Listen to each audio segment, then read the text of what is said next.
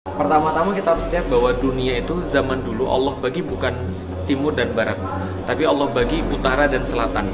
Nah, utara dan selatan, dan Allah membagi utara dan selatan itu dengan deretan gunung. Nah, coba lihat nih.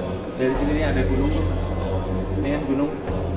Nah, di sini gunung, gunung sampai kemudian sampai Cina nanti juga gunung. Jadi dari timur sampai ke barat semuanya gunung semua.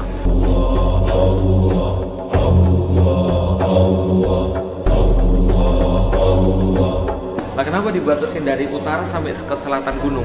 Karena di utara ini ada sesuatu yang berbahaya, sehingga mereka nggak boleh ganggu yang sebelah selatan.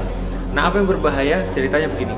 Pas dulu Nabi Nuh itu kemudian setelah selesai banjir besar, berdasarkan dalil-dalil Israiliyat, jadi dari Israiliyat itu diambil daripada Alkitab, diambil daripada kemudian dalil-dalil yang lain, kemudian diceritakan ulang.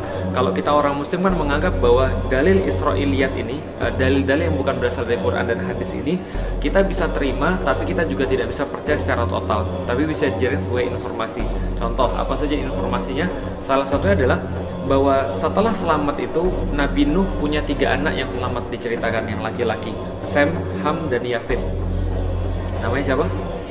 Sem, Ham, dan Yafid. Nah, Sem ini dikasih wilayah pertengahan dunia, di daerah Syam. Makanya namanya Syam. Diambil dari namanya Sem. Keturunan Sem itu disebut dengan Semit. Pernah dengar kata-kata Semit? Contoh misalnya orang-orang Yahudi berkata, kita terus menggalakkan gerakan, orang-orang Jerman itu adalah gerakan anti-Semit yang nggak setuju sama orang-orang Yahudi, Holocaust dan sebagainya. Nah, Sem itu adalah keturunan daripada Sem. Bahasa-bahasa Semitik misalnya, bahasa Arab, Ibrani itu Semitik, satu rumpun. Kenapa? Karena sama-sama keturunan Sem, gitu kan ya. Nah, setelah kemudian Sem dikasih wilayah dan bagian Syam ini, bagian timur tengah ini, juga ada yang namanya Ham. Ham ini dikasih wilayah bagian sebelah sini, sebelah selatan. Orang-orangnya ciri-cirinya hitam, rambutnya kemudian kriwil, lalu kemudian orangnya yaitu hitam-hitam dan kriwil gitu kan ya. Nah, itu Ham, keturunannya namanya Hamid. Contohnya orang-orang Afrika, orang-orang kemudian bagian-bagian selatan lah, Maroko yang awal dan seterusnya. Nah, yang utara itu dikasih kepada kemudian Yafid. Nah, ini daerah utara, bagian atas di atas gunung, itu adalah orang-orang Yafid. Makanya orang-orang bilang bahwa Yafid ini adalah bapaknya orang-orang Mongoloid. Termasuk orang-orang Indonesia itu bapaknya adalah Yafid. Nah, kenapa? Karena Yafid ini tinggalnya di bagian utara. Kenapa kemudian Allah membatasi kemudian gunung supaya orang-orang utara nggak nyerang ke selatan? Karena orang-orang utara itu kemudian sadis-sadis, orang-orang kejem-kejem. Mereka bangsa penunggang kuda, mereka kemana-mana dikatakan oleh Rasulullah pakai sendal dari bulu. Nah, kenapa? Karena dingin. Dan mereka orang-orang yang daerah atas-atas ini. Siapa aja keturunan Yafitik? Attila Dahan itu Yafitik, Viking itu Yafitik. Siapa lagi misalnya? Orang-orang Mongol itu Yafitik. Turki juga termasuk Yafitik. Nah, termasuk orang Cina juga Yafitik. Nah, makanya sejarah itu menghiasi bahwa seluruh peradaban itu, yang orang-orang di bawah, yang tengah dan bawah ini, semuanya menutupi seluruh celah-celah gunung ini kalau ada. Karena kan kalau ada gunung-gunung begini, ada kemudian kayak gini-gini sungai, ini kan membelah gunung nih. Nah, ini kan berarti kan ini kan bisa lewat orang. Nah, maka orang-orang tuh nutupin celah-celah ini supaya dari utara nggak nyerang ke selatan. Contoh misalnya Cina itu kemudian walaupun mereka Yafitik juga, mereka nutupin dari Mongol untuk nyerang ke sebelah selatan. Dari sini juga sama. Orang-orang nutupin ini juga. Orang-orang Itali, daerah Eropa sana juga nutupin dari atas. Kalau pernah baca Asterix dan Obelix itu juga sama kan. Ceritanya seluruh peradaban di dunia dari timur sampai ke barat tuh menakutkan orang-orang yang sebelah utara.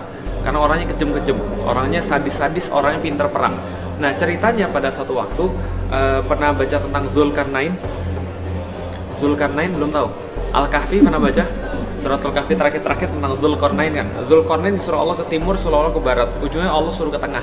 Di tengah itulah kemudian dia diminta oleh kaum untuk kemudian menutupi sebuah celah yang kemudian jadi tempat menyerangnya Ya'juj dan Ma'juj. Nah, Ya'juj dan Ma'juj ini golongan Yafitik. Jadi dari utara ke selatan juga. Maka dia kemudian membangun, kalau teman-teman baca di dalam Al-Quran, sebuah casting dari tembaga yang kemudian dicor, lalu kemudian membentuk tembok yang nggak bisa dilewati oleh orang-orang Ya'juj dan Ma'juj, gitu kan ya. Nah, ketika kemudian dia buat tembok itu, ada golongan Ya'juj dan Ma'juj yang tertinggal. Bahasa Arabnya taroka itu meninggalkan, yatruku turkan, taroka yatruku turkan, turika ditinggalkan. Akhirnya itulah kemudian dikasih nama Bani Turk. yaitu adalah orang yang tertinggal. Ketika kemudian Zulkarnain kemudian ngeblok itu kemudian untuk supaya Ya'juj dan Ma'juj nggak bisa nyerang. Nah, itulah bangsa Turki. Bangsa Turki ini kemudian berdasarkan hadis Rasulullah SAW, itu kata Rasul, orang Turki dibagi 3. Ada yang kemudian tetap dalam agama nenek moyang mereka, ada yang kemudian memerangi Anda, ada yang kemudian masuk Islam lalu kemudian membantu Anda. Nah, inilah Turki yang kita kenal sekarang. Makanya Rasulullah SAW bilang, watarku turka idza tarkukum. Jangan ganggu orang-orang Turki, tinggalkan orang-orang Turki selama mereka meninggalkan kalian. Nah, kenapa? Karena mereka pintar perang.